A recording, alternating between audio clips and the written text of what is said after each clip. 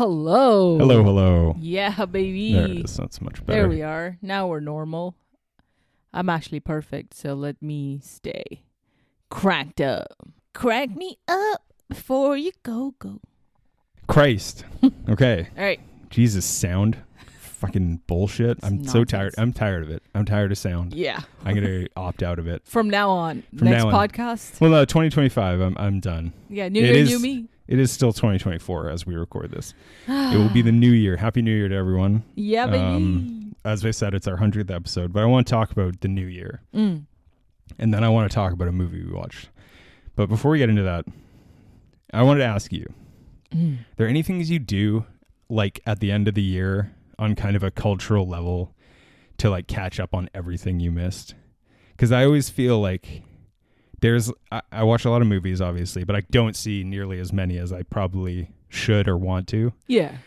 But like there's other things where I'm like, oh God, now I gotta relist. I gotta go back and listen to music. I gotta do all these things. I usually make like a big playlist. I look at all of people's year-end lists and then I make a big playlist on Spotify of like 300 songs. Nice. And then like listen to like all of the mumble rap that Pitchfork has said is like brilliant. Of course. And I'm like, it's okay. It sure is okay. Yeah. Or yeah. Cultural things. Like do you do anything like that? Because we obviously in the new year, like we catch up with movies like that we didn't see in theaters that are on streaming because we do the Academy Awards. We cover extensively the Academy Awards. Are probably the foremost authority on Academy Award coverage. So we do a little bit of that, but is there anything you do personally? I can't think of a thing. Like not since Halloween. That's the only time when I participate in culture the most. You don't like music either, so yes, it's not like I'm like listening to a bunch of songs or anything. Halloween's the only time leading up to that entire month where I'm like, I will watch every horror movie possible ever. Your musical life is like every 5 years, you're like, is a new song gonna crack the top 100 that I listen to? Nope. Every year my Spotify Wrapped same. You listen to minus 50% artists this year. No, you listen to different kinds of music more than when I met you. But it's like it's music that I've introduced you to, and vice versa. I listen to more music you've introduced me to. So like, I've noticed you're listening to my sad white guy music. Yeah. When I'm not around. I think it's infiltrated our Wi-Fi. We share it. Yeah. And then it's like, hey, Bree, would you like this sad dad? I see you put on the War on Drugs radio. Well, we went to the concert. For pleasure. I enjoyed it greatly. They're also a great band. They're a great band. I make this big playlist and like try to listen to a lot of, and the thing is like, I'm kind of like addicted to podcasts and stuff too. So like I love music, don't get me wrong, but I have to force myself to like listen to new music and stuff. Yeah. And I'll just say, I was listening to an album just as we were getting ready and I love their name. That's why I just want to say it. They're a band called Liquid Mike. Okay. Like M-I-K-E? Like the name Mike. Oh. Okay. Yeah. And I think the album's called Paul Bunyan's Slingshot. It's really good. I'm really liking it a lot. They're like kind of like a post-rock anthemic band kind of thing. They're very good. I was really enjoying it. But yeah, that's like one kind of thing I do at the end of the year is like I'm always on top of movies. Like we already have Craven the Ticket. Craven the Ticket is hunting us. Craven the Hunter tickets for next week, and like Nosferatu. But like music, I'm always like, oh man, I maybe listen to like 5 new albums from January to November, and then in December I listen to like 50. Yeah. Holy shit. Yeah. Okay, so that's your like December resolution. You catch up on music. Kinda, yeah. And I want to listen to more music in my life anyway. Nice. So, yeah. That's such a good question because I don't think I reflect enough culturally about the year. I just do physical acts of like spring cleaning, but toward the end of the year. Yeah. Clean out the closet. Yeah. Clean out the digital footprint. Yeah. Files and shit. That's good though. Yeah. Doing all that crap. Get rid of all the illegal stuff on your laptop. That's cool. 2025 can't find me. I can get new illegal stuff all the time. I'm out here.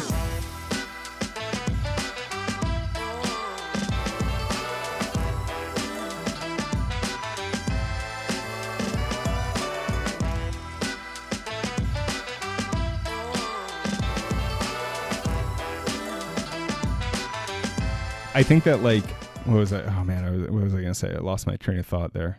Fuck, damn, I had it. I just had it. And now I lost it again. Digital footprint. What I was gonna say is like I think in our lives, even like we're in our 30s, not like we have kids or anything, but we could have 3 or 4 in the next year just to we can knock it out real out. quick. But like I think at a certain point, this goes out to all our young listeners, like you only have like one thing to culturally to really keep track of, in my opinion. Although young listeners, like they just like watch TikTok and stuff, right? Like I think millennials are the last generation of people who are like, oh, I gotta listen to this album, you know? Like I think that I think that like when Kendrick Lamar drops a new album, like a bunch of millennial people are like, oh, this is like the biggest thing to happen all year. And a bunch of young people are like, I don't care about an album. I don't give a fuck about an album. And I'm not saying that to denigrate them. I think that's just the way culture, like that's the way the system works. But I feel like over the years, like with movies are the only thing I can like keep up with, keep on top of. It's like I see like 20 to 30 new movies in cinemas every year. But like everything else, I have to play catch up all the time. And when it comes to like reading and like music and stuff, you're just like, you could stop at 2024 and movies too, frankly. Yeah. So you could stop and never get bored because you could just constantly read old stuff. You constantly listen to old albums. You constantly watch old films. True. But every year I do try to make a great effort into listening to new music. And like I said, with Liquid Mike, sometimes you discover one album. I put like 50 albums on this playlist and usually there's like one that I'm like, okay, this is now a band I really enjoy. Damn. So that's cool. Didn't you try to do the Rolling Stones top 100 albums of all time? I'm still working on that. And actually. You're listening through 100 albums. Top 500. Oh my God, dude. Yeah. I'm still working on it too. Oh yeah, of course. Yeah. Wow. It's real. And by working on it, I mean like I haven't listened to that playlist in like months, but every once in a while I like see it and I'm like, someday. Someday I'll do this. 500 is a lot. It's like at least 30 hours. Per album. Half of those are fucking Prince albums. Shit. Yeah. Oh, right. I bet. Speaking of really good things this year, we watched Red Rooms. Yes. Yes. A film, Quebec film. Holla, Canada. Every time Quebec does something, it has to be followed by an interrobang being like, Quebec? Like, they because you know they're great. Quebec is awesome. They have their own like film culture, which is fantastic because like the rest of Canada, as I said before, they're like, could you make a feature film for $30,000? And everyone's like, no. And Quebec's like, what if we gave you money to make feature films? And Quebecois artists are like, yeah, then I will make a feature film. And Pascal Plante made this film called Red Rooms, which we watched, which I heard about through another podcast. It's really fucking great. I have not been able to stop thinking about it. It's so good. And it's really dark and really upsetting. But I was so blown away by how fucking great that film is. Yeah. Incredible. Every time I think about this movie, I only think about books that I've read that are like this. Because it feels easier to explore these topics in written form. Yeah. But to see it is so visceral an experience. I think the discomfort with the main character, the vagaries of the main character, like how you're just kind of like, why is she like this? And you never know. Because she's hot. And that's the other thing too. That's the only thing I think that stands out for me is that it's a hot girl. If it was a guy. But the juxtaposition of her being a model. Yeah. And also it's like, okay, if someone like pitched me a book like this being like, my main character is like really good at tech stuff and really into like this murder case and she's also like the hottest model around, I would be like, okay, well go jerk off to your own fan fiction somewhere else. But it truly is like really fascinating the fact that she's a model who's also, she lives this kind of isolated tech enforced life, I guess. And like, like it's really interesting. Yeah. It's a good fucking movie. Red Rooms. So good. I feel like I can't say a single word about it without spoiling a small thing here or there. So I just encourage the world to go see it. Yeah, the only thing you should know about it, it's kind of like Strange Darling in that like you don't want to say anything about Strange Darling, because that would just like ruin a lot of the enjoyment of the film. This movie, the only thing you should know about it is it's extremely dark, and so it's not like you should throw it on with your family. No. or people who don't like things. Yeah, like definitely. Yeah, definitely. Just watch it by yourself first in a dark room. Yeah. A red one. Naked. Oh God. Oh no. But today it's our 100th episode. Woo! Congratulations to everybody except for us and our listeners, frankly. Sorry, and, listeners. To celebrate our 100 episodes, we have decided to do something that I thought is a great idea, and we're only going to find out now whether it is or not. And the good thing is we're going to do it once. We're never going to do it again. Yes. Because really this is the only, like, I'm never going to do a top 200. What? No. Just kidding. But we're going to rank all 100 films we covered. Now, you might be saying, hey, wait, you didn't cover 100 films. And you'd be right about that. That's true. So we're going to rank the top 96 films that we covered this year on Why 96, the low John? ceiling.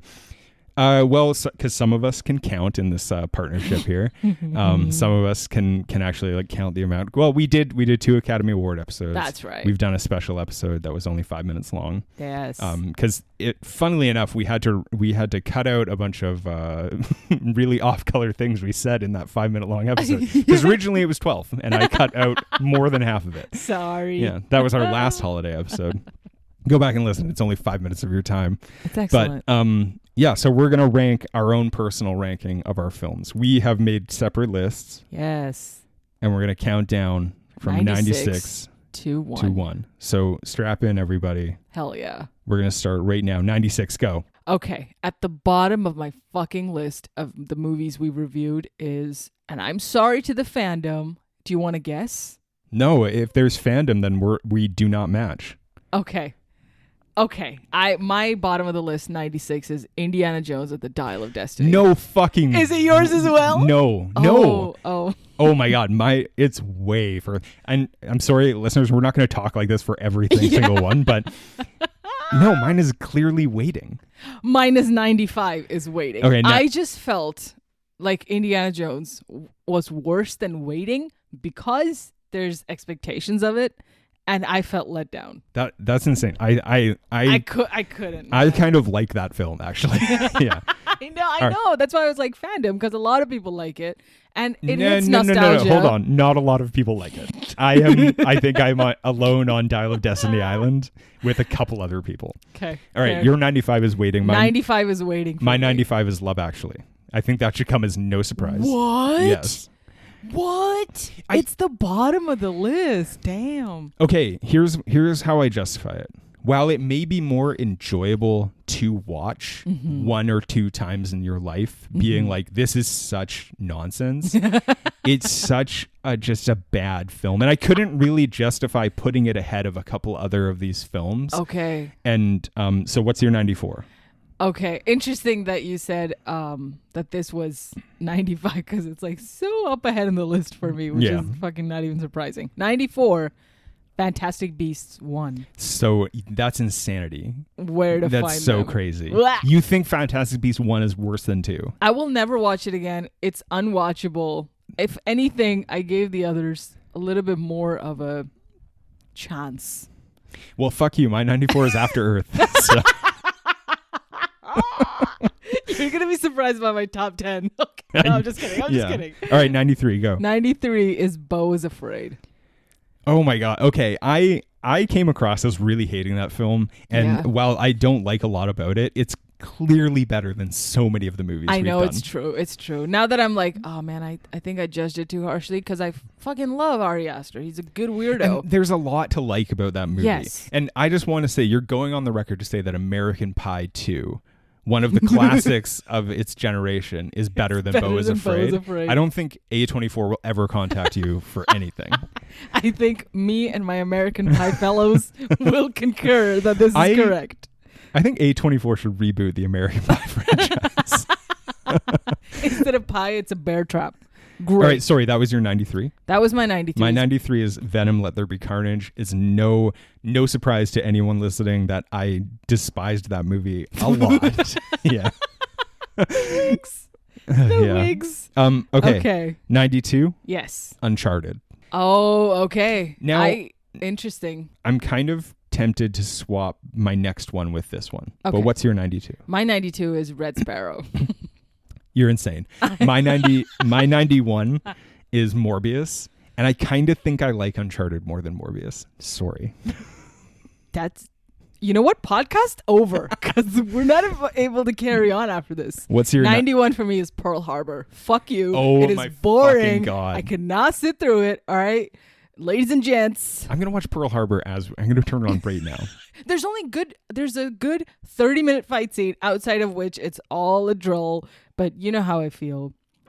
At least for me, Pearl Harbor is better than Beau is Afraid. That is actually that's a kind of an insane take. Okay, 90. 90, Bullet Train. Burnt. Stop, dude. Not even for the humor that was to be had. Again, Burnt is probably like Love Actually, an enjoyable film to watch and be like, what the fuck is going on here? Yeah. And it's a fully competently made film, Mm-hmm. but it's just such bullshit.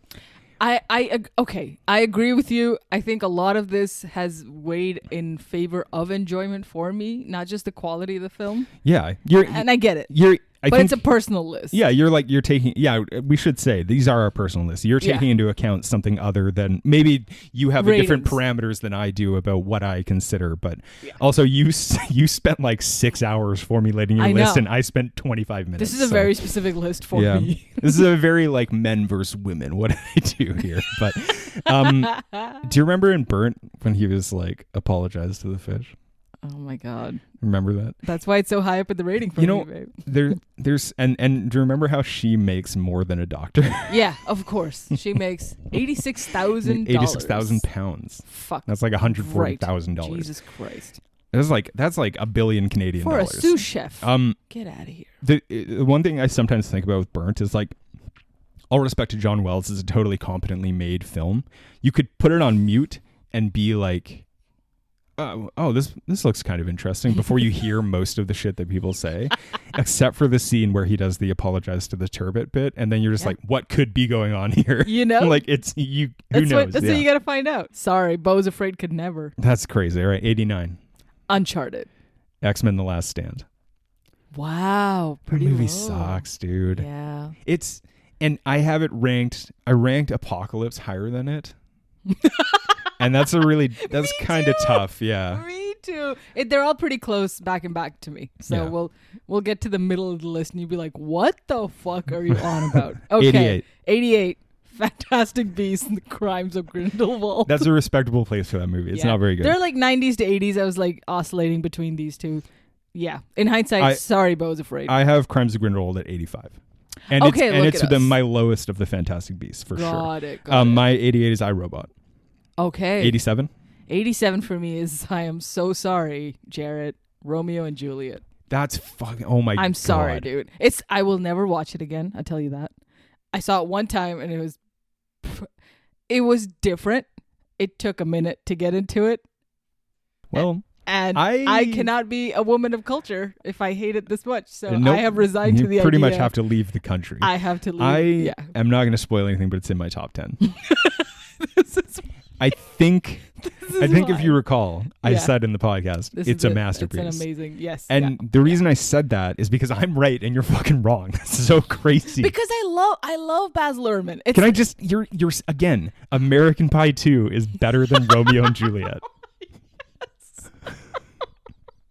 That's what you're saying on record. This is Crimes of Brie. All right, my 87 is National Treasure Book of Secrets. I don't think that should come as any surprise. 86, mine is Mr. and Mrs. Smith.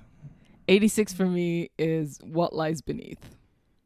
Yeah, that's fair. Yeah, and I agree with your Mr. and Mrs. Smith. It's also like, you're not going to watch it again unless someone throws it on. I also had really high hopes because it's kind of made a comeback in culture where people were like, oh, but that was actually a good film. No, it's not actually good. No, it never was a good film. Of its time. It's one of Doug Liman's worst films. That's it. Yeah. It's, My 85 is Crimes of Grindelwald. What's your 85? My 85 is Mega Cock on Lips. Fuck me. Why hasn't anyone made that joke before? Mega Cock-a-lips. Mega Cock-a-lips. Megalopolis is 85 for me. 84. Sorry, goodbye. 84. Ooh, I think I judged it. But Man of Steel. I know. It's I grew to like that film. Me too. More than yeah. And now in hindsight, like we went to a very nice concert yesterday. Yeah, a quartet. String quartet of just Hans Zimmer's music, and Man of Steel moved me. Yeah. And now I feel badly. You know what? You know what I thought about during that song, because I was stoned, was we talked about this in the episode, but like it's very important to remember how fucking great the trailers for that film were and how the expectations and I never saw it until we did the pod, but even still I had always been like the anticipation of that film. It kind of reminded me, we were watching Batman Begins and I was thinking of Nolan's like Batman trilogy, and then right after Nolan is producing Man of Steel, you're just like, holy shit, are we going to get like the next great superhero franchise? Yeah. You know, and it just, everyone who saw it was like, just dull. Not great. Not great. Yeah. No, because the trailer was fantastic. My 84, Alien Resurrection. You didn't do that episode with me, but that episode. But I ranked it anyway because I enjoyed listening to it. Yeah, that movie sucks balls.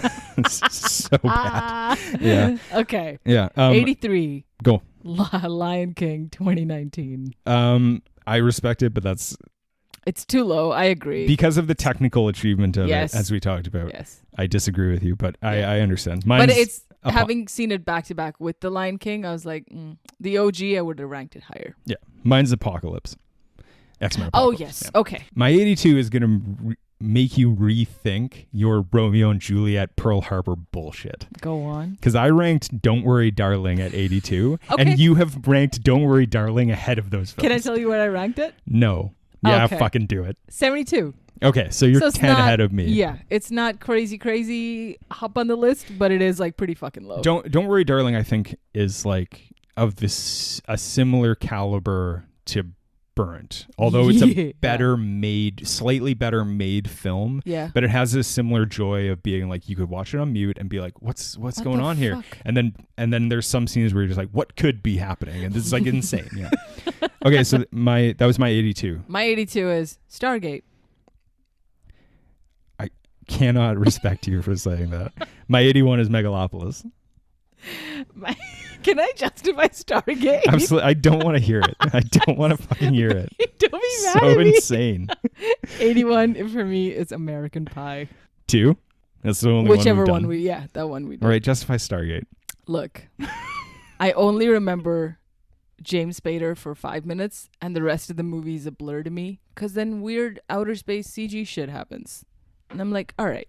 CG that was revolutionary for 1994.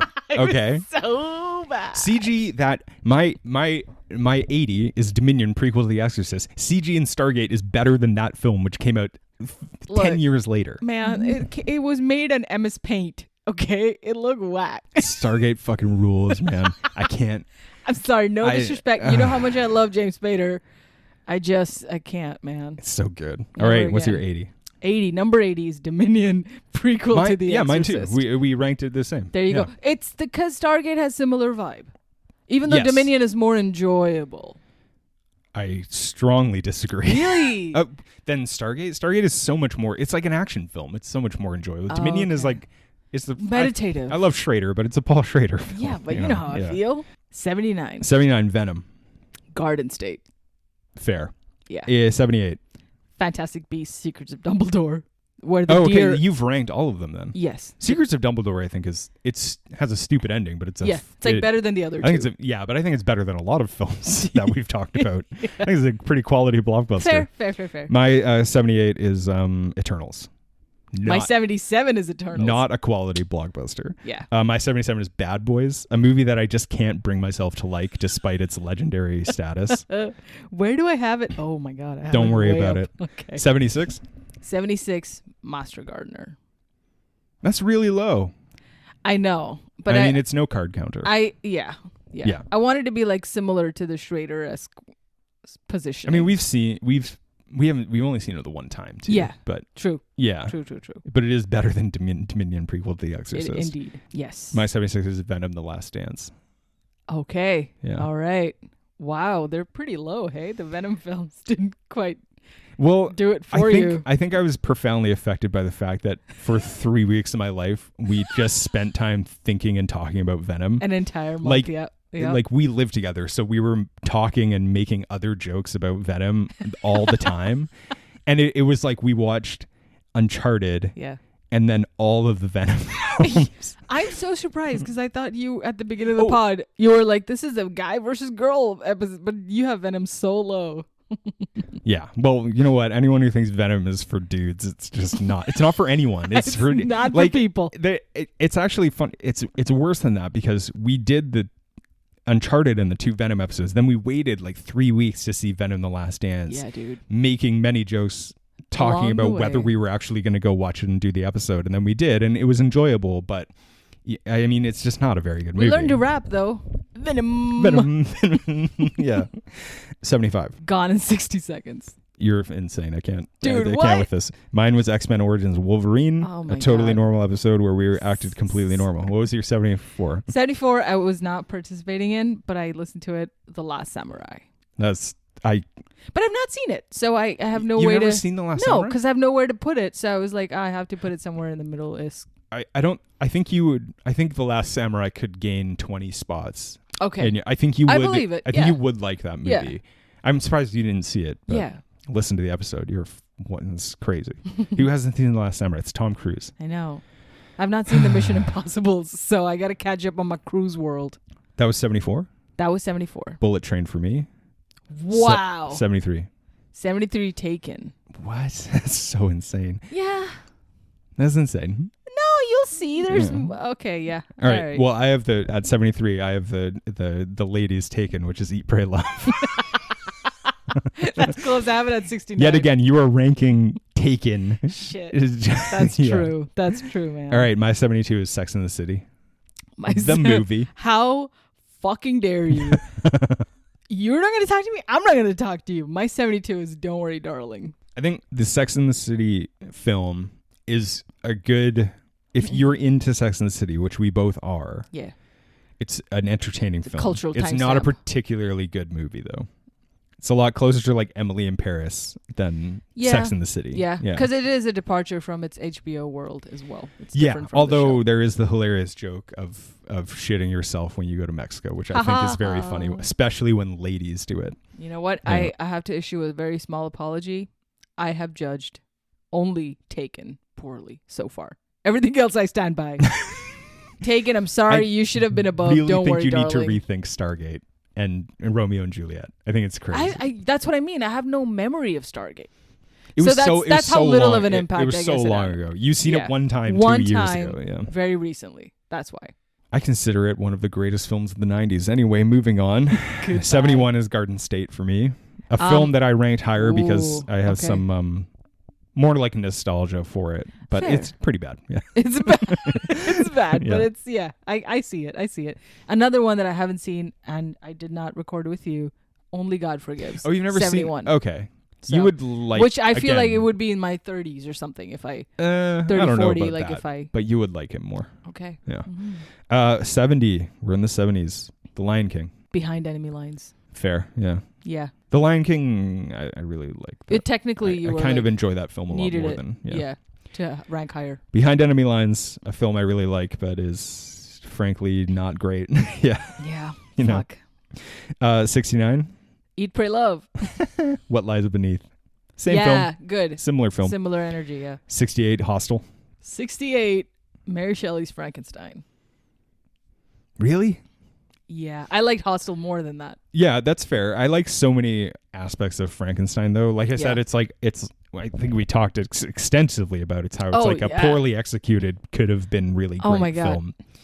But I will never watch it again just because Kenneth Branagh's in it. I'm sorry. he is kind of the problem. He is the fucking problem. But when he like grabs Robert De Niro and they slip and slide through the lab, it's very funny. I think that's a very funny part. Shirtless. Yeah. Yeah, get after it. And I mean, I again, like I love that film is like, I know it happens in the book. I've never read the book. What the fuck am I I talking about? can't read. But like, no, you can't read either. We yeah. established Secrets out. But I just love that it's like kind of like a big blockbuster 1990s film. Yeah. Where part of the climax involves Robert De Niro ripping out Helena Bonham Carter's heart, and then Sick. she comes back as like the most hideous zombie lady and gets lit on fire.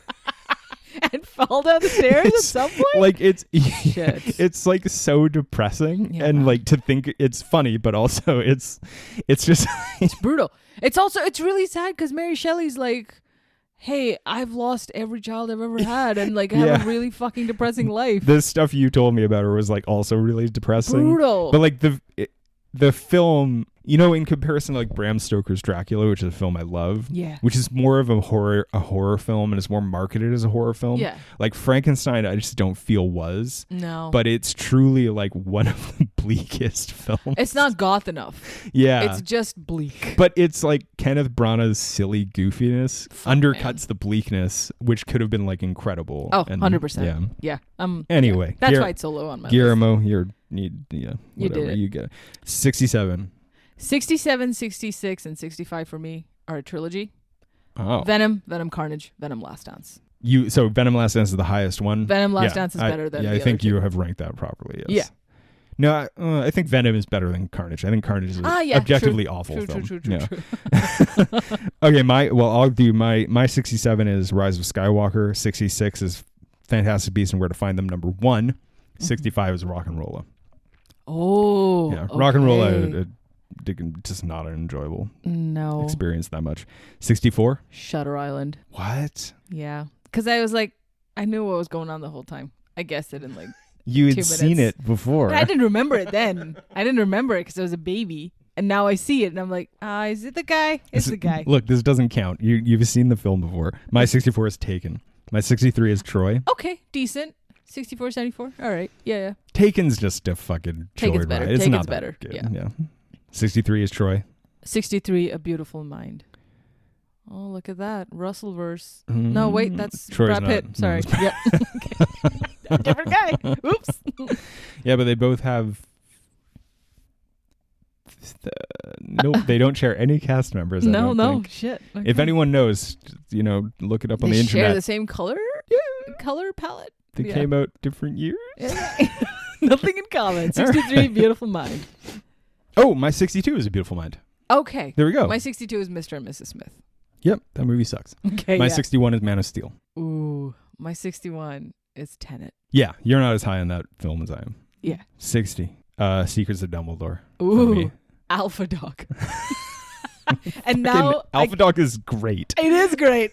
So for me, Alpha Dog is objectively fucking better than Stargate, American Pie, Lion King.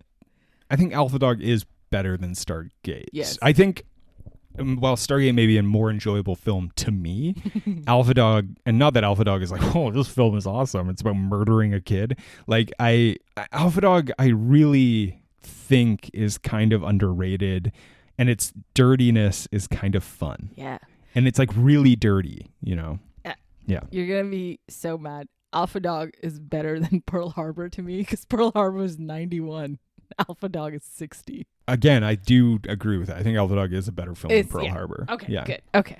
Pearl Harbor has a better sequence. Yes, true. Yeah. And it may be a more impressively made film because Alpha Definitely. Dog was made for $76. 70 of which was Including paid their was paid wages. to Bruce Willis for appearing in one scene. Yeah, but Amazing. Yeah. Okay, Yes. what was that? 59. 59 Behind Enemy Lines.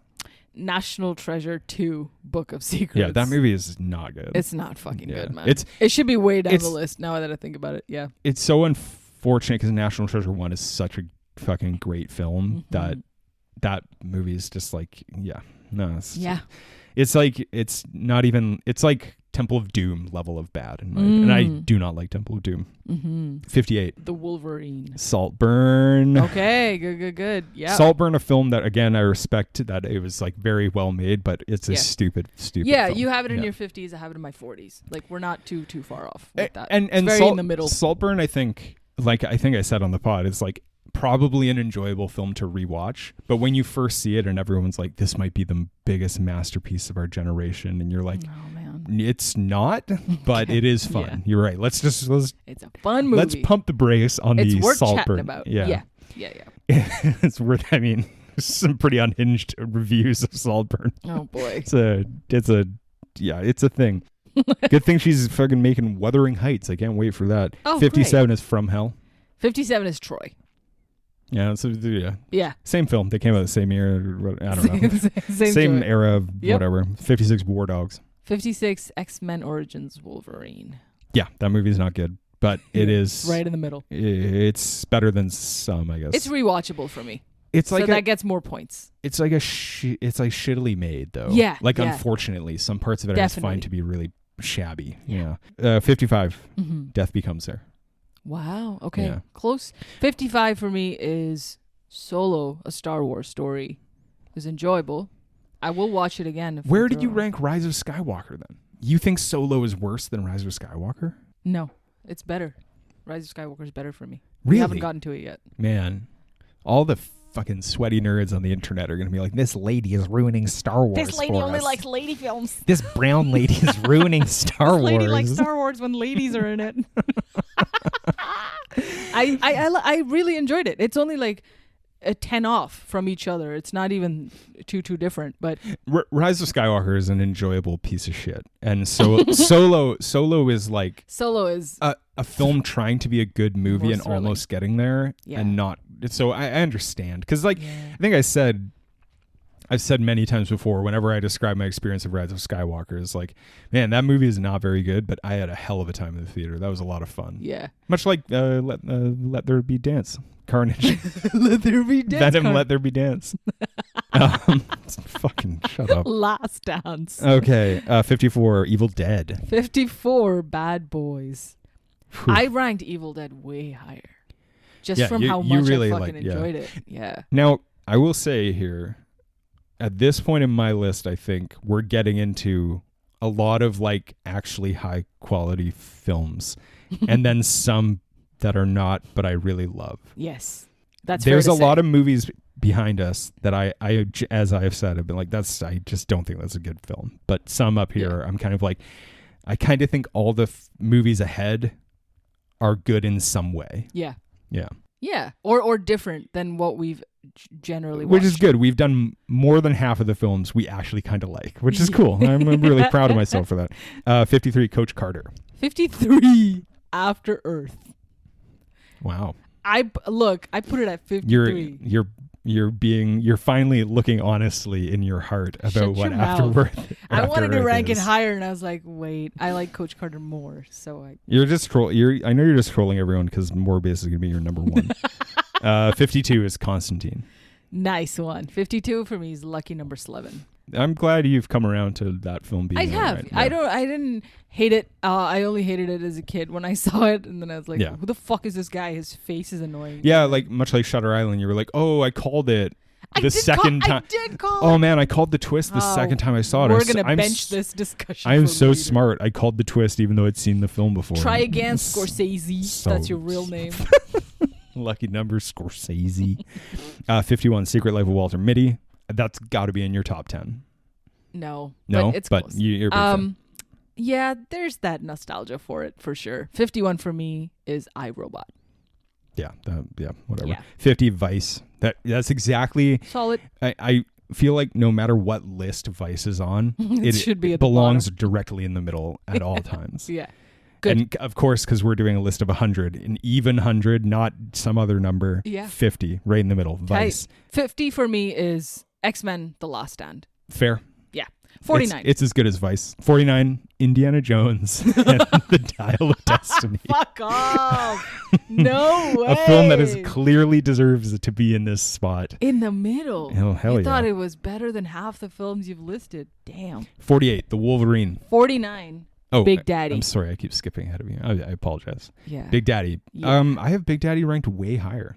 It's very fascinating. I did too, and then I was like, oh fuck, I had to like reconcile with Evil Dead and stuff, so I had to move it around. I have to say, when I was making this list, there was a couple movies that were really hard to kind of dislodge from where they were. Yes. And one of them was like Big Daddy, and the other one I think was Ace Ventura, which I was now in retrospect, I might, if I had gone through the list one more time, I might have ranked them lower than some of these. Yeah. But they're actually higher than you'd think. But anyway. I agree. 48, The Wolverine. I have 2 Mangolds back to back. Nice. 48, X and Apocalypse. You have that way too high. It's way too high. You know how it's high so that high. is. I'm Yeah. sorry. It's like it doesn't deserve to be up here. It's so high it will cause an apocalypse. It is fucking crazy. Yeah. I thought Last Dance was better than this fucking movie, and I have it. You know what? I judged this wrong. But Oscar Isaac, he's stupid. I love in that movie how he doesn't speak. There's nothing for him in it. Yeah. The only good thing about that movie was learning that Oscar Isaac was like a very sad, depressed man during making it because he had to sit in his huge suit and not talk to anyone. There was no cooling. No cooling, and he had to sit in like a cold tent and he couldn't talk to the cast. He's so angry. He's so sad. He really, like, if he had made this before Inside Llewyn Davis, which he didn't, I would be like, I understand why he made that, but it was like fucking bummed yeah, out. he's just such a bummer. I think the reason, and it's maybe just for that one scene. The Flash. Is it the Flash? It's the Silver Surfer. Or right. the Speedster or whatever. That kid is very good. It's a great scene. That's the best, if maybe the only great scene. That's the scene I think film. of anytime someone says anything about X-Men. That's the first thing that comes to my mind. So that's why it's up. That's why. Not even Wolverine. Damn. We've done a lot of X-Men films. We've done we have we're covered about that universe. There's only like 2 good X-Men movies, so yeah. Damn. Well, how did we get 3 out of this bitch? Shit. We did 4.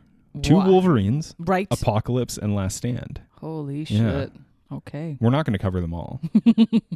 But we do have to do Death Phoenix or whatever it's called. Death Phoenix. At some point. 47. Now, I thought long about this one, 47, because we were very high on it, but also I've only just rediscovered this film for how much I like it. Mm-hmm. And so it has to grow on me. I think maybe in years to come it would change, but The Godfather 3. Coda. Wow. The Death of Michael Corleone. Wow, this is not a boy-girl list anymore. No. Damn. You really liked that movie, though. I really did. And because the Coda version fucking was awesome. It was very good. Okay. Yeah. Yeah. Hell yeah. Yeah. Wow, right. this is going to fucking take a left turn then, because 47 for me is Alien Resurrection. Movie sucks ass. No, it should. That It's technically beautiful. It's well made. Sure. All right. That's an opinion one could have. How dare you? The thing, that's like one of those rare films, and maybe I should have ranked it like way lower than I did, but it's one of those rare films. Oh. Now, like, I don't think After Earth is a very good movie. I don't think Morbius is a very good movie. I don't think a couple of these movies are very good. Alien Resurrection actively makes me angry when I watch it sometimes. And it's one of those rare films where I'm like the writing in it just drives me insane. But yeah. 46. Star Wars, Rise of Skywalker. Transformers. Okay. Transformers is great. Decent. That movie is awesome. Transformers fucking won me over, man, since we watched it together. So yeah. Another one that climbed up the list for me. Another one that I have nothing but fond memories for that won me over. Speaking of last night, Pirates of the Caribbean, Dead Man's Chest. Yes. That's a good fucking film. Hell yeah. Really like that movie. Beautiful. Yeah. Oh, that's why it's like pretty high up on mine. What's your 45? My 45 is Babylon. If it's your number one film, it's Jesus not. Christ. But I will say Babylon is one that continuously climbed higher and higher as I went on. Yeah. Because you know how much I really like that movie. True. And it's mostly because I'm just a person of exceptional taste. All right. And that thought. Must be it. And I kind of really like just, And, you know, I did the right thing and I saw it in theaters, unlike some people. But, yeah. You're like, I can't wait to watch this elephant shit on this man. Yeah. Cinema. I was like 4 hours. I wish it was longer. Sign me up. I could watch Margot Robbie dance sweaty and disgusting for like 25 minutes straight. That's true. I agree with Everyone that. can agree with that. Everyone thought that's what Barbie was going to be. So, you know, that's why they all went through it. We got Ken. 44? Yes. Pale Blue Eye. What? Yeah. You like that movie a lot more than I did. Yeah. But again, a movie that's trying to be good but isn't quite as good as it's trying to be. A Scott movie Cooper. that is surprisingly very good for the director that it's coming from. What do you mean for the director? Don't insult Scott He said Cooper. like 3 things. We already did a whole episode insulting Scott Cooper, okay? Oh, I'm a big fan of Scott Cooper, and you will see this shortly when we hit our top 10. Holy shit. No spoilers. I essentially introduced you to the work of Scott Cooper. Yeah. Right? Like, you had never seen any of his movies, and now you're a big fan of his. Huge. Yeah.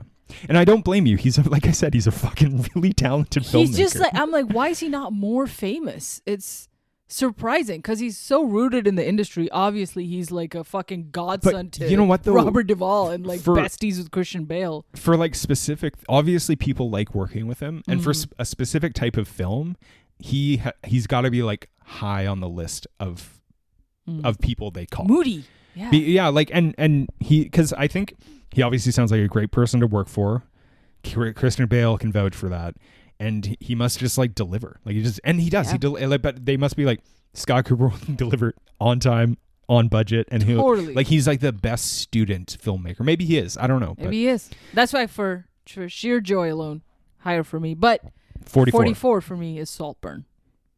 Yeah, that's fair. Yeah, right in the middle. I think we've said enough about that movie. 43 Star Wars Solo, a Star Wars story. 43 Coach Carter. Cool. 42 Pearl Harbor. Yeah. 42 Vice. Of the same genre, the two films. Yeah. Very government adjacent. Pearl Harbor is better than Vice.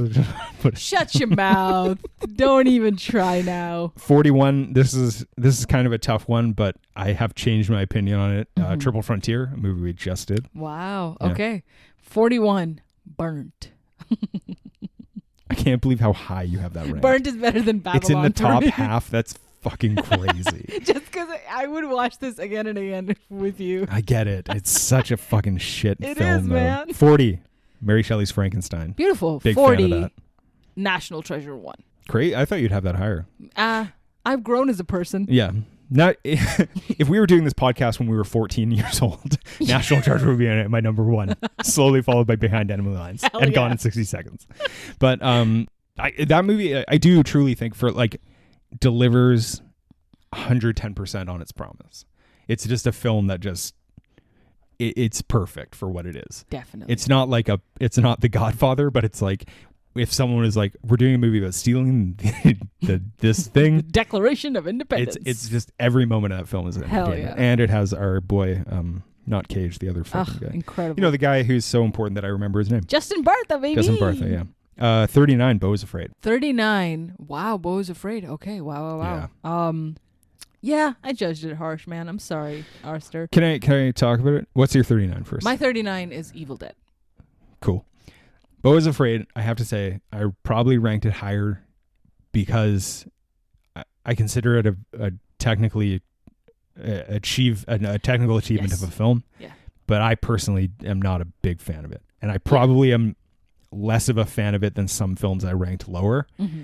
But I do recognize, and it's a recent film, which is cool. Yeah. I do recognize that it's an interesting film. So it's more, I think agree. I'm weighting more its merit as an achievement than I am my own personal taste.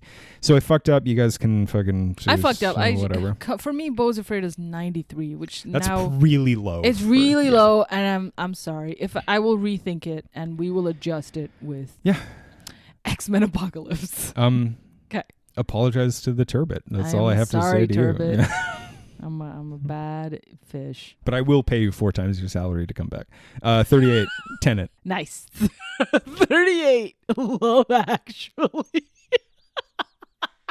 Oh, boy. And I'll never watch it again. Remember, I never want to see it again. Remember in that episode where I was like, I once dated a girl who wouldn't really talk about whether this film was good or not? Yeah. I'm starting to think I'm dating someone now who is in the same boat. This movie, I enjoyed it so much watching it with you because it was like the banter was top notch. Everything about it was so dumb. So I think that the feeling of watching this has overshadowed the film itself. Yeah. And you know what? Okay. You know what I do like about this film as an experience? So, you know, sometimes it's fun to make fun of films. I don't like picking on movies that I don't think deserve it. You know, I don't like being like, look at this, like, you know, like not. If it's a bad film. If it's a bad film, but like people are trying to like, it's not like I think After Earth is a bad film, but Shyamalan didn't go into it being like, I'm going to make a huge piece of shit starring Will Smith. Isn't that going to be fun? It's like, no. They all go into it with the intention of making something good. Yeah. I do believe that about Richard Curtis. Like, I don't think that he ever went being like, I'm going to make 10 stories of nonsense that everyone is going to hate and you should all make fun of me. But the public enjoyment of this film, you know, like the fans of this film are so dumb that there's such a public like bubble around this movie that it does feel a little better being like picking on this movie and making fun of it because it is so stupid. And it's like wow, you went somewhere I thought you wouldn't go. But like the population seems like split completely down the middle between like this movie is bad and dumb and fun, or this movie is good and I won't ever hear anyone say anything bad about it. So yeah. So it's okay to be, a movie like this you can only vote emotionally. There's no other way to think Not about me. it. I'm a robot. You're a robot. I never have emotion. You Emotion robot. doesn't come into anything. That was your 38? I'm a 38. 37, American Pie 2, a film that I fucking absolutely love. Off. You had it high, bro. If we had fucking American Pie 1 on this, it would be higher. American Pie 2 is better. 37 is rock and roll. That is my American Pie. They're both shit. 36, Don't Look Up. Oh, wow. Okay. 36, Crash. I like Crash. I like Crash too, and it like hurt me to move it this far back. Yeah, because it was higher. You were really high on that film. I'm a big Crash fan. And the reason is that film rules, and also and who doesn't want is great in it. Who doesn't want to fuck a tailpipe every once in a while? Yes, that's the one we're talking about. Who doesn't want to bone on an airplane wing? Exactly. Yeah. Another James Spader joint that I've judged harshly. Yeah, it was a normal one though. It's like his normal James Spader. Yeah. He showed it. His name is James in it, right? Yeah. Yeah, fuck. Yeah. Normal Elias Codius. Normal. That movie is...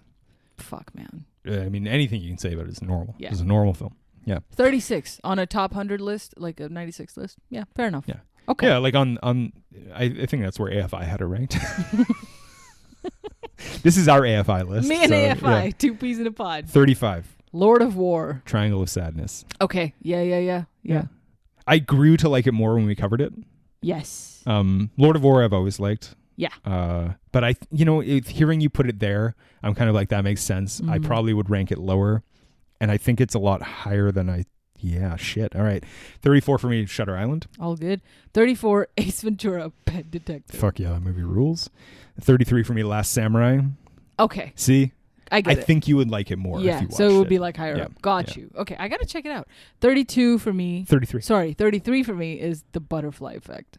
Ooh, 32 is The Butterfly Effect for me. Ooh, look at us. Yeah, because it's fucking great. Because 32 is like Enemy of the State, which I like Enemy of the State a lot. But The Butterfly Effect, again, I have a lot of nostalgia for it, which is weird because it's one of the darkest films ever made. Holy shit. But I don't. We did this movie so long ago. I don't really remember, but like, I don't really think that movie's that bad. People really hate it. I know. And I don't think it's that. And again, I think what I did say was like, I think Ashton Kutcher's actually good in it. Definitely. I'm telling you, if it came out now, it would definitely be like, oh my God, what an interesting take on. I don't think it would, but it would definitely star Paul Mescal. It would be like the green and black filter that Mindhunters get. It would be like very Fincher-esque if they made it now. Maybe. I think sometimes the vibe I get, maybe I'm wrong, like I don't know, but when with Kutcher being all over culture at the time, it was a Kutcher culture at the time.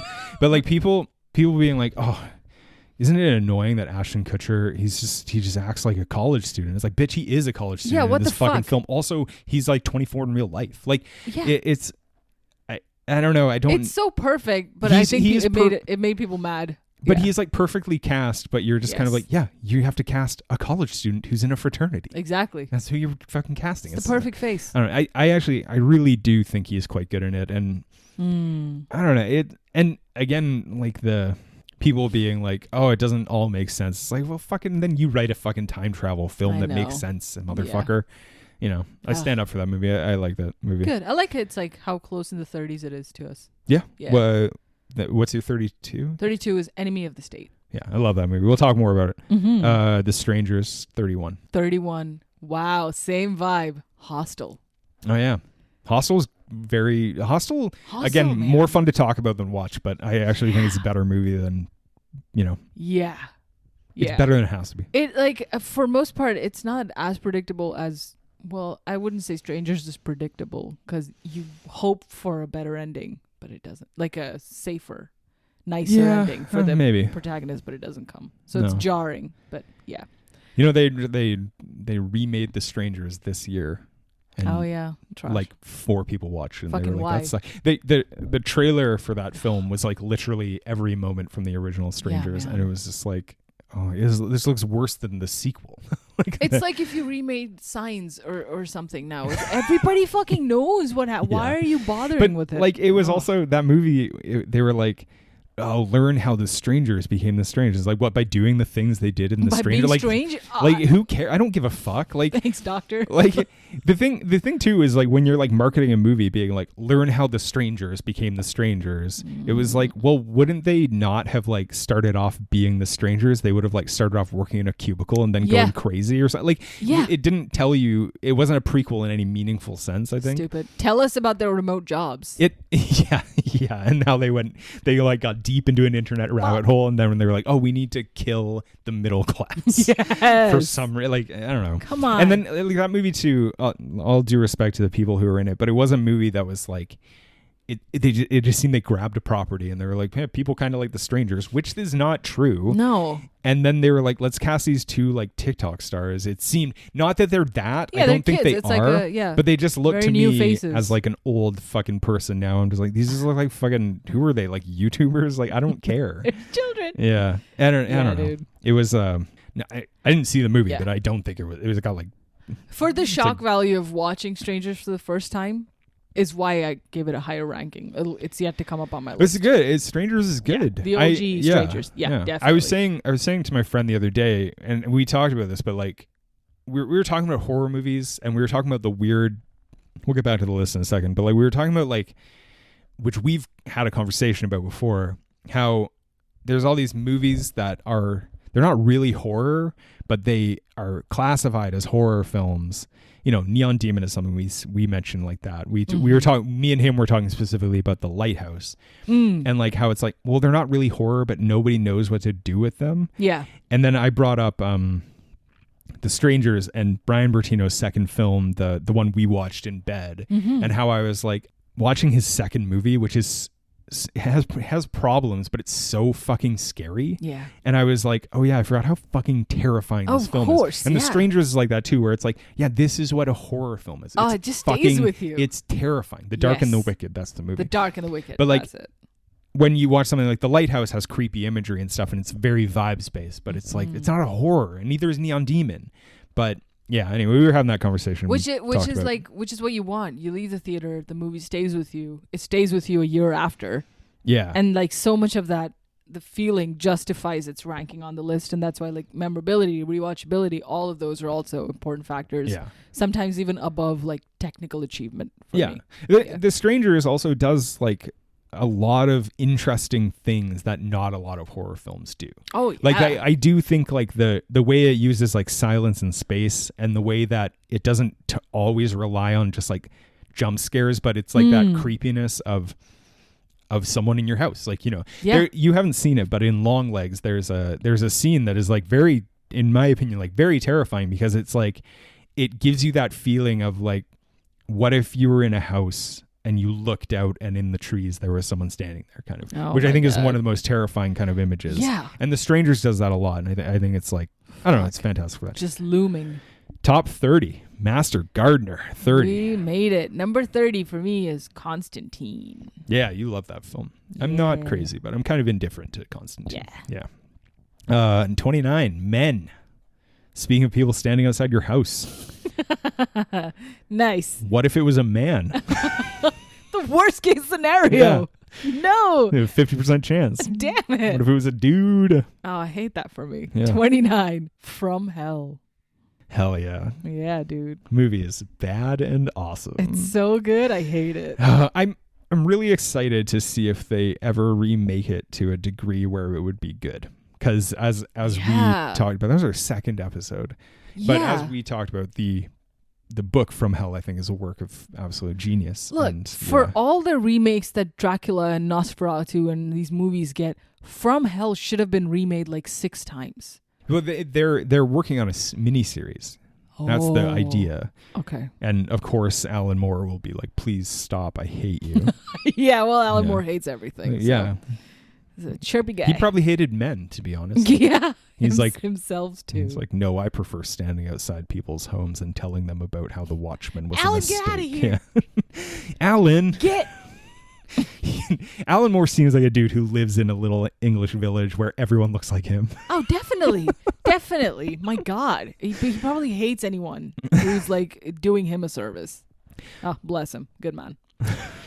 28, Antichrist. Ooh. Yeah. I love that film. Yeah. As much as you can love a deformed, creepy, Like disgusting baby of a True. film. Yeah. Mine's The Counselor. Nice. Love The Counselor. Yeah. Movie's great. Yeah. See, we're getting into movies we genuinely really like now. Yeah. 27, Lucky Number 11. I have a lot of nostalgia for that film. I love it. I think it's fun. Okay. Yep. And for the same reason, 27, Death Becomes Her. Yeah. Big fan of that movie. Had a lot of fun watching it. I've only seen it one time, so it hasn't had the chance to grow on me, but So many laughs were had. Yep. Hell yeah. 26, Babylon. Where it deserves to be. John's got his eyes closed, his arms raised. Oh yeah, he's lost to the moment. Just really savoring it. Think about that elephant. Think about just being covered in elephant shit. Same amount of love and affection as you have for Babylon, I have at 26 for Morbius. Oh, I can't believe it didn't break your top 10. How dare you? The way you okay, fucking it always is the top 10 is an never shut up eclectic about it. mixture of taste. Hell yeah. All right, 25. 25, Ocean's 12. Natch Tresh, 2 heist films at 25. Wow. Yeah. Top 25 Natty Tresh. I love that movie. Amazing. I really love that movie. It is fucking great. It is objectively great. I remember I watched that movie like shortly after it came out on DVD. I watched it at my girlfriend's place, and I remember I think we watched it with like her brother who was like 8. And we were like, we need a Disney film to watch this movie. Yeah. I remember thinking at 14. This was long before I had any real strong opinions about anything other than that I was cool. But I didn't I at least kind of knew. I was like, I don't know anything about movies, and I wasn't as big into them as I am now. I do remember watching that movie and being like, wow, that was a really good film. I really enjoyed that. And then when we rewatched it to this pod, I was like, I've been right for 20 years. Like it has been a good fucking movie. You always had it for Nick Cage. You were like, this guy's gonna go someplace. It's not even Nick Cage. I'm not even a big Nick Cage guy. It's Justin Bartha, wasn't it? It's Bartha. It's Bartha and Kruger. Hell yeah. And Voight. Fucking hell, John Voight is in it. Oh my god. And Bean. Bartha. Bean. Damn, Voight where and do I have it? I Kruger. have it at 40. Fuck. It should be. You know what? I'm gonna swap 40 and 30. I'm fucking. Constantine and You National should, because Treasure. people are going to be consulting this list for years to come. Yes, my God. And, guys, it's open source. It's going to be available. Yeah. Yeah. Well, we should say that the American Film Institute is going to come to us for. They're like, we need a new 100. And we were like, we'll do 96. We can only do 96. We can only do 96. We're only committing. Because we have the most perfect list for you. And they're like, well, that's interesting. Okay, 24. 24 is The Curious Case of Benjamin Button. That's fair. I like that movie more than most, I think. Yeah. I think you do too, actually. I've come around to it, yeah. Yeah. I know it's so funny. I know so many people who have just never seen it. And by so many people, I mean like 2 of my close friends have never seen it, despite... But it's true. I think it's the length is intimidating. The subject matter is like... Maybe they're like, okay, so it's a reverse baby. All right. But so is Vice. Like, I don't know. Vice. Sorry, Dick Cheney, you reverse baby, motherfucker. I wonder if it has something to do with the way it was marketed when it first came out, and they just never got around to it. I think because the colors are very much like fucking Hugo or something. Maybe that's throwing people off. It just also seems like a Spielberg film. Right? Where there's nothing wrong with that. But to be frank, I'm a big fan of Spielberg. I've never seen fucking like War Horse.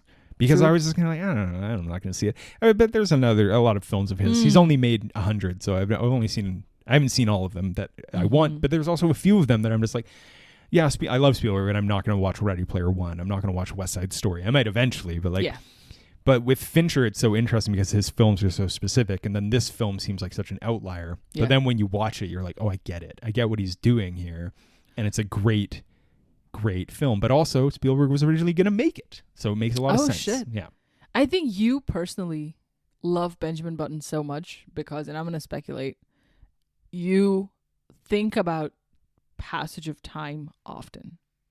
Yeah, I'm thinking about it right now. You think about time in ways that I don't think about time. And maybe it like weighs on you, like aging or like losing time or like making the best of the time and things like that. Like, you don't waste a moment. You're very like meticulous about how you spend your day. That's true. And maybe those are also like reasons that you are a reverse baby. Yeah, I'm just not excited to become a baby. It's gonna happen. No, I think you're. Watch out. I think that movie's like the melancholy of the time speculation part of it is something that gets me. But I will say, this sounds insane. 50% easily of my enjoyment of that film is that it has the greatest ending shot of maybe the 21st century, dude. In my opinion. Yeah. The water rushing into the clock gets you every time. It actually makes me cry to think about it. Like it's such a beautiful ending. And especially after you've gone on this journey of this whole thing, which is like, the journey is kind of like a 6-7 out of 10 journey, but it wraps it up thematically. And there's also so many aspects to the film that are like, it's a movie that's so long and it's kind of tough to get, like, it doesn't flow great together. And there's parts of it that dip in quality and enjoyment. Yeah. But then there's other aspects where you're just like, that's amazing. Yeah. The part with Elias Koteas telling the story and creating the clock that ticks backwards because his son died in World War I, and you see the World War I soldiers walking like running backwards and the explosions are going off. That shit is like all fucking amazing. Yeah. Like, it's amazing. Yeah. But then you get those scenes with like Tilda Swinton and she's like, I want to swim, and like and that shit's boring. Like, it can be very boring. True, but then there's these, it's full of these other incredible moments. And yes, one of my big, like, I love the ending. I just think the ending is fucking brilliant. And so big fan of that film. Where were we? 24, Curious Case of Benjamin Button. Oh, my 24 was Only God Forgives. A movie that I did not like when I first saw it, despite being an avowed Nicholas Winding Refn fan. I was like, I don't get it. And then I watched it. I did it with my friend Ricky, who's fantastic. I love that episode. We talked way longer about that film than I ever thought we could. Nice. It's a film that one person apparently told Winding Refn takes place entirely in a vagina, and he said, "You're right." It's such a good movie. Damn. And I've changed my mind about it. All right. Not necessarily the most fun to watch film. Okay. It's very violent and dark, but you would, I think, enjoy it. Yeah, which is why I had like no idea where to place it, so I threw it somewhere in the late 70s or 60s. I think it would strongly climb up your ranks because you liked Neon Demon, as I did. Hell yeah. But this movie is like maybe one of his more his less accessible films, but it's very, that's not true actually, but it's very good. I really, I've grown to love it. And saying that, I kind of regret the 22, but we'll get there. What's your 23? 23, Alien Covenant. Yeah. Alien Covenant rules. Fucking love it. A movie whose first half does a lot of heavy lifting for it, but is worth it for that. I really like that movie a lot. My 23, Gone in 60 Seconds. Okay, yeah. Fucking love that film so much. You're crazy. I have it at 75, dude. That's so wild. So okay, my 22 that I regret. I feel like Only God Forgives, National Treasure, and Babylon should actually go ahead of this. Okay. This film grew in my estimation as we talked about it. Red Sparrow. What? Yeah, I see your incredulity, and I kind of think it should be outside my top 30. Yeah. But as we talked about it, and also it's a movie that has like one insane, stupid piece to it that I hate. Yeah. Which is the fuck school. The horror school? The horror school. Yeah, come on. School for Horrors. And, but then the rest of it, I'm kind of like, I don't know. I kind of like it a lot. But what else is there to it outside of the... I know. Yeah. Wow. Okay. I had it at 92. I know. Yeah. You rated it really low. But now I feel like it should be more in the 30-40 range for me. Fair enough. Yeah. Yeah. But I like that movie. I don't think it's bad. Yeah. 22 for me then is Triangle of Sadness. Yeah. It cracked the top 25, baby. Yeah, it's a good movie. It's a good movie. I've changed how I felt about it when I first saw it. Yeah. Although we had a lot of fun when we saw it in theaters. Oh, I loved it. Despite the fact that it's 9 fucking hours long. Of just puking. Yeah. Yeah. My 21, Napoleon. Wow. I for sure thought it'd be in your top 10 or something. No, but I do really like Napoleon. Interesting. I think we're on an island where we like Napoleon more than most. Yeah, because it's like 18, like not too far off from you. Like we're in the same range. Yeah. Then again, like if I was like, if someone asked me to rank my top 100 films, Napoleon might not be in my top 500. Like, totally. But I do really like that movie. Yeah. Well, we love a Scottfest. Yeah. We love our man. Coming up. 21 for me is About Time. Oh, love About Time. Yeah. So beautiful. Listen, Richard, I know you're listening. Richard, I know you're listening to the pod. I know you're a big fan. Of all of this shit we talk about Love Actually, just love us for our how much we love About Time. Totally. Love Actually, us actually. About actually time. About Time, love actually. It. We love that film. Big fans of it. Yeah. Another time thing, man. That's what it is for you. All right, our top 20. Number 20, War Dogs. Really? In your 20? I fucking love Jonah You Hill. really like. You don't understand how much I love that fucking weirdo. I do understand. You keep talking about it. He's so. Even if he makes a shit film or like he does some frou-frou black and white psychotherapy thing, I will still watch it. I will still love it because he's so real. Even though he's putting on a persona, even though he's so convincing an actor, even though one would say he could be acting. Yeah.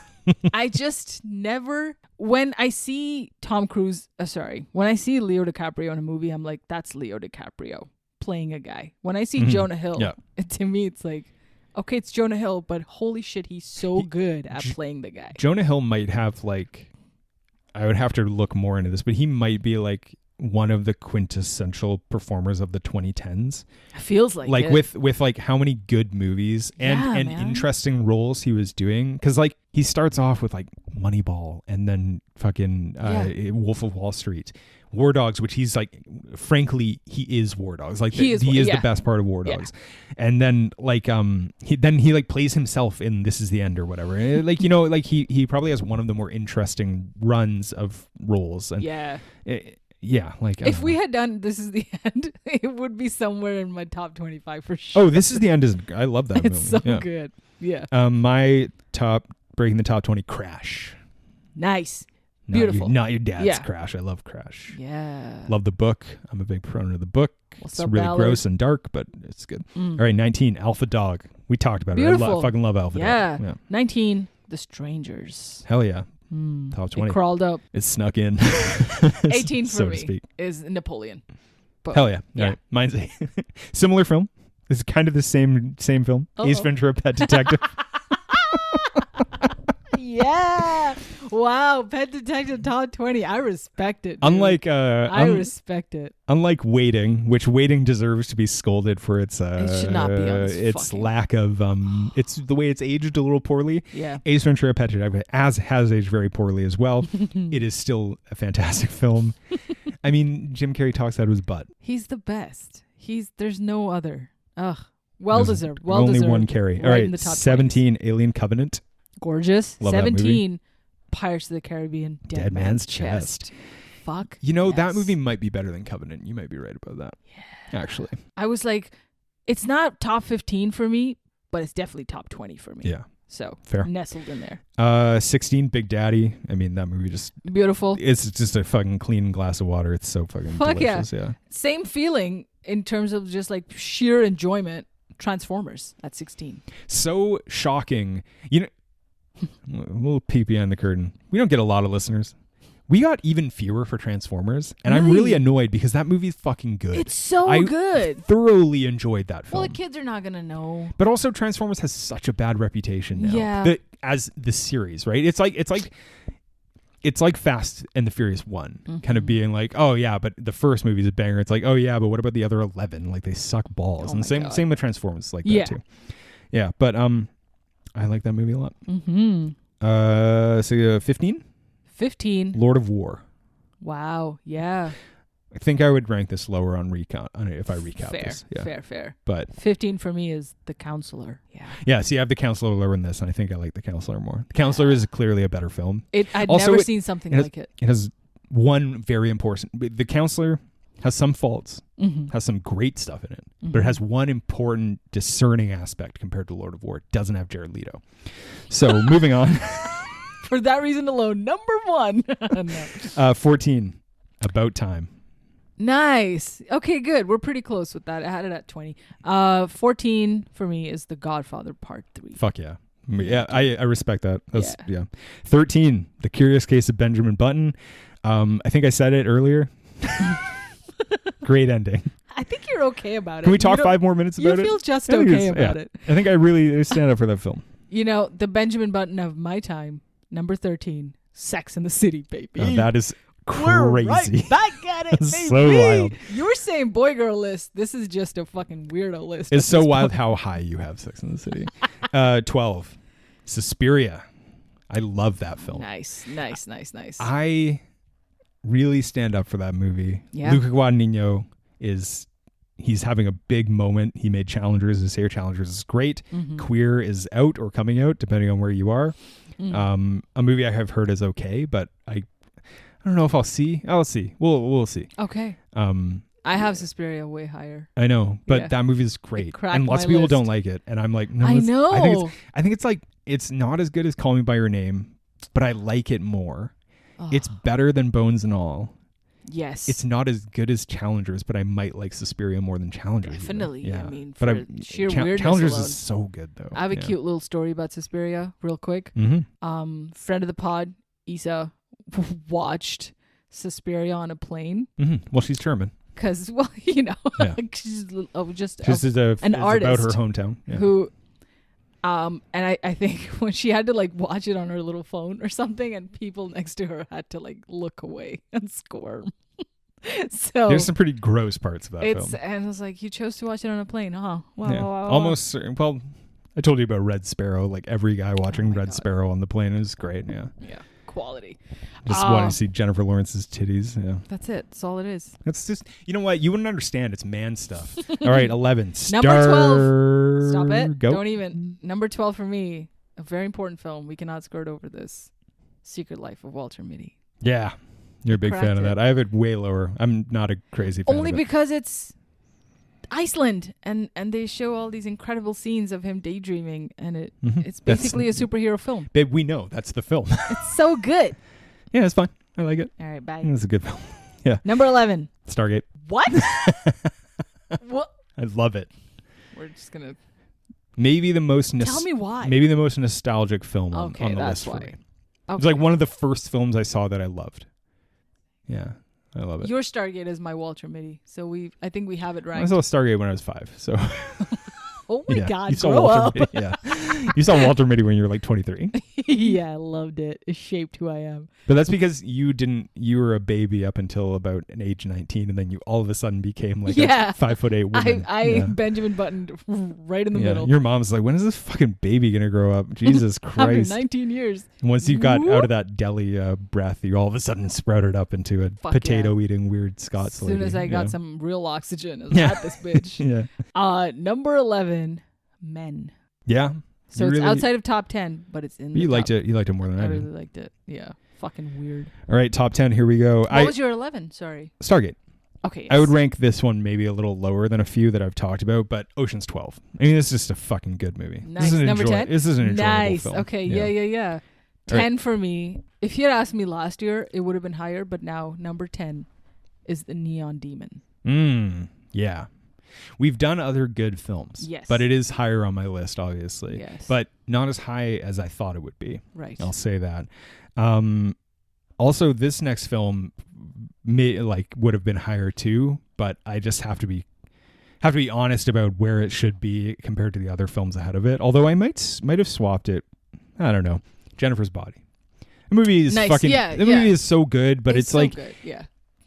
I can't like claim it to be kind of a technical marvel and also a very good watchable film as some of the ones ahead of it. And so anyway, that's my vibe on it. Although I love it. It's fun. Yeah. It's got a lot of rewatchability though. It's you gotta throw it on. All right, beautiful. Number 9. We're getting to the top 10, folks. Okay, number 9.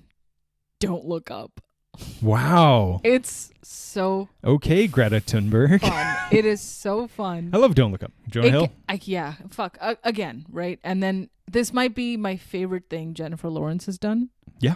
I think she's fantastic. So it's just like fucking won me over, man. It And has- Meryl Streep, like, Yeah. she brings a lot of Death Becomes Her energy into this a little bit. She's very kind of sassy. This film has It's great. eight Academy Award nominees and some winners. Shit. It's insane. It's Right. it's an absurd. I do like it a lot. I like can't that. believe it's a Netflix film. To me, it's like, Yeah. did this shit never make it to theaters? It came out in 21. That's why.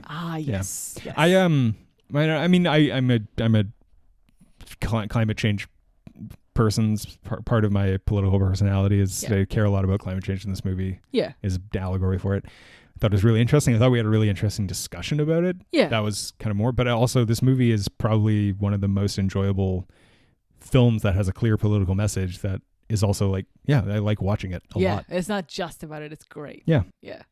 And, if you care about important matters, it shouldn't put you off. If you're just someone who's like, no, I don't want to care, then don't. Then don't look up. Don't look up. Yeah. Then don't watch movies that tell you to do things. Number 8. What was your number 9? Jennifer's Body. Jennifer's Body. Right. Yeah. Okay. Number 8. Spring Breakers.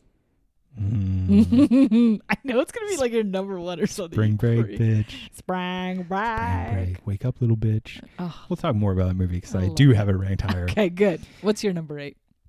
Antichrist. Wow, it Just- cracked the top 10, eh? Just a fucking... Oh, yeah, I agree. It's kind of a masterpiece of like semi-mainstream transgressive filmmaking. Yes. And I do, like we talked about, like I think it's technically amazing and it's not a fun film to watch. Mm-hmm. Although that doesn't make it like not a rewatchable or interesting or worthy film. Mm-hmm. But also like to talk a little deeper about especially when we were talking about it, I was quite depressed and maybe people caught on to that. But the way that this guy, Lars von Trier, totally normal person, makes this movie that's like this entire depiction of depression. Mm-hmm. I just found so striking. And I still find striking. I think it's an amazing fucking movie. Yeah. And just like, who doesn't want to watch a movie about jerking off someone and then them coming blood? Just cutting it off. Just cut it clean off. No, because you could keep it and then just keep it coming blood. Oh my God. And then you could drill a hole in your leg. You're going to do that to me later. Drill a hole in my leg, put a grindstone on it. Love is real, okay? You don't kink shame me for wanting to drill a hole in your leg. Actually, chaos reigns. Oh. The Antichrist, though, does win the unintentional comedy award of our podcast. Chaos reigns. Yeah. You're number 8? My number 8 was Spring Breakers. Right. So number 7. Number 7, Triple Frontier. Wow. Dude, I fucking But it's so funny because you're the one who changed my mind about it.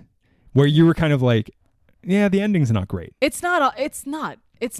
But there's never not a moment when my eyes are not glued to this thing. It's a great film.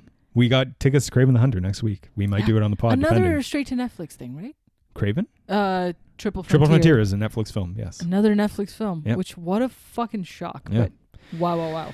My, Number 7 for you. Enemy of the State, a film that I absolutely love. Wow. I think it's like an action-packed blockbuster that isn't about a guy who just shoots people in the face. It's every about guy. a useless lawyer played by Will Smith, who is being tracked by the greatest band of weird techno ruffians. It's Jack it's Black like is in it. it's Tony Scott just Dude. if there wasn't another film ahead of this by Tony Scott, it would be Tony Scott's masterpiece in my opinion. Fuck your Top Gun shit. Yeah. Enemy of the State is a fucking awesome Definitely. film. Yeah, I love it. Wow. That is such a good pick. Yeah. Holy What's shit. your 7? My 7 was Triple Frontier. My 6 is The Pale Blue Eye.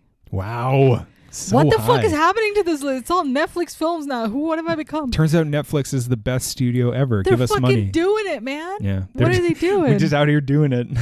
Yeah, Reed Hoffman or whatever his name is. It just stayed with me. It's just, I'm loved never it. not thinking about it. That's I'm weird. just so surprised. So surprised.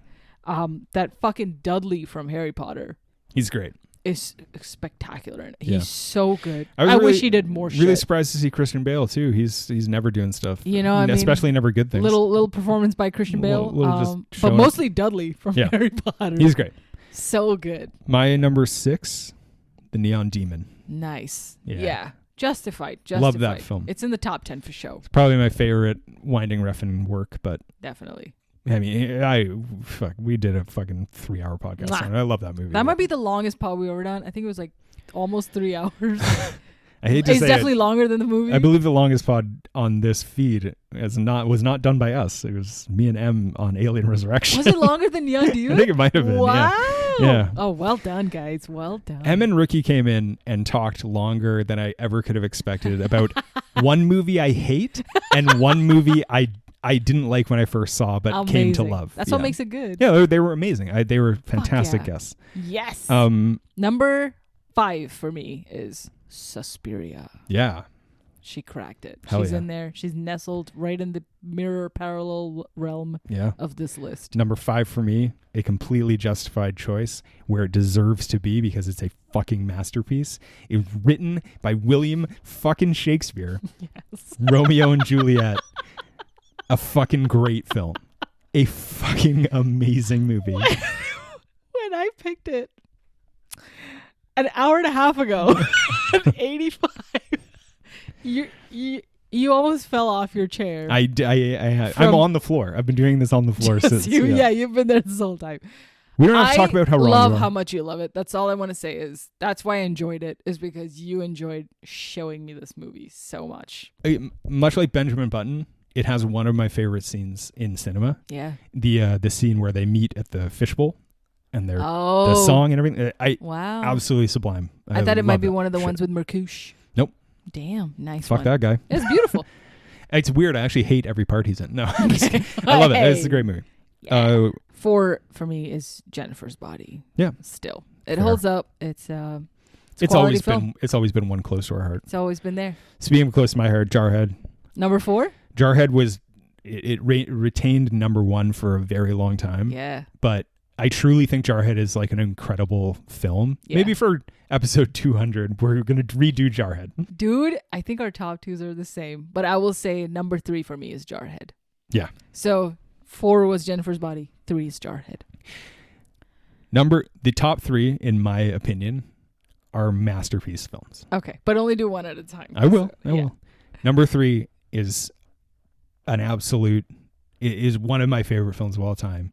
It's a masterpiece of filmmaking. It's by Tony Scott. It's Denzel. It's his greatest performance. Yes. It's Man on Fire. Yes. I absolutely love this film. You had a number 3? Yeah. It's number 2 for me. Yeah. It's Man on Fire, baby. Because Man on Fire, this movie is amazing. Fucking rules. It's emotionally devastating. Oh. Denzel is amazing. It's mean and violent and gory. So good. And harsh and filmed like through a fucking chills. Water bottle, apparently. Yeah. It's such a fucking great film. It's him. He fucking somehow shares equal like importance and like screen power with baby Dakota Fanning. Yeah. Holy shit. She's incredible. What's your number 3? My number 3 was Jarhead. So 2 is Man on Fire. 2 is Man on Fire. My 2, Kingdom of Heaven, the director's cut. Kingdom of Heaven. This movie is so good. The director's cut is a fucking phenomenal film. I won't hear any bullshit. This movie is amazing. Yeah. That's why it's my number 1. It's your number 1, I know. What have you not said that is your number 1? I'm so...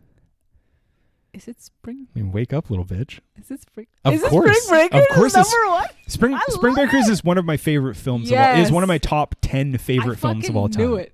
I went and wrote it down on a postcard, post-it the other day. I was like, John's favorite number 1 movie is going to be Spring Breakers. Yeah, I don't like. Okay, pod. I don't know if I said it on the pod. Yeah. Spring Breakers was easily one of my top 3 favorite movies of that decade. Nice. It might be one of my favorite films of all time. Oh. I think it's an absolute. I've said masterpiece a lot. I think it is a masterpiece. I think it's the weirdest, one of the most weird, transgressive, popular films that's ever come out. Mm-hmm. I had the most enjoyable viewing experience ever. I think it's filmed like it's filmed by someone who has severe ADHD. But learning what I did about Harmony Korine was one of the most enjoyable things. And seeing the impact of this film, I think it's fantastic.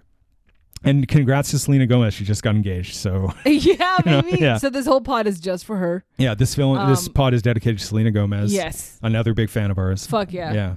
Good job. Number 1 for me. Kingdom of Heaven. Kingdom of Heaven. It was... It's a hard... It's unshaken. tough. Yeah. I couldn't... I mean, that Man on Fire fucking... It's like, of course it's got to be like in the realm. Yeah. Of Scott Fest. So. Okay, well, the director's cut of that film is truly what's so fascinating about it is how the original cut was just kind of like, and honestly, people were like, "What the fuck was that?" And then you watch the director's cut and you see exactly what he meant, and what he was going for. And I have to say, like, I know nobody else gives a shit about this, but William Monahan, the writer, listening to him talk about what it took to write that film and stuff, I was just like, holy shit, this guy's a really fucking good writer. Yeah. Like, I was like, it's just so incredible. Fuck. The way he thought through like I don't know, it's just it's a fucking good movie, it's man. So good. Yeah. It makes me, every time I think about it or talk about it, makes me want to go watch it right away. Yeah. That's how fucking good this movie is. Yeah. And also just love it. Unlike many movies, including some within our top 10, Kingdom of Heaven is a full journey, like a full circle meal with everything. Absolutely. It's got everything in it. Absolutely. Yeah. It's not Spring Breakers, but yeah. It's no Spring Breakers, you know. I mean, try again. Get on James Franco's level. Spring Breakers, like, it's just the most joyous experience to me. It's like joyous filmmaking, in my opinion, despite the fact that it's all fucking weird and crazy. But again, much like Man on Fire, it's a film that lets characters revel in awfulness. Yeah. And you don't have to sit and have a fucking emotional moment while they do terrible things, you know? Hell yeah. Did you know my top 1 is going to be Kingdom of Heaven? Yeah. You thought mine was going to be too, but then... Yeah. No, I thought yours was going to be Spring Breakers. Oh, okay. Fair. Oh, this is sweet. Yeah. Damn, 96. We top did it. Top 96, baby. I hope people liked that as much as we did. Oh, hell yeah. Reminiscing about the past. Thank you to everyone who's ever listened to our pod. That's really nice. It's been a great couple years, here's man. to 13 or 14 more episodes, and then we'll just call it quits or something. something. What the fuck? No. We're going to keep doing it until a top 200, and then we're going to do this list all over again, but it'll be 196. Absolutely. Instead of the 200th episode, we're going to do a director's commentary for Rock and Roll. And then we'll cancel the pod. Then we'll shut it down. Well, not by choice, but yes. Yes. Thank you everyone for listening who's ever listened. All 4 of you are really close to my heart. You guys are the best. Yeah. They're the best. It's been the Low Ceiling. It's been the Low Ceiling. I've been John. Happy New Year. Happy New Year. Let's hope 2025 brings you all joy. That's it. That's it. Thanks for listening. Just the joy. Bye. Bye.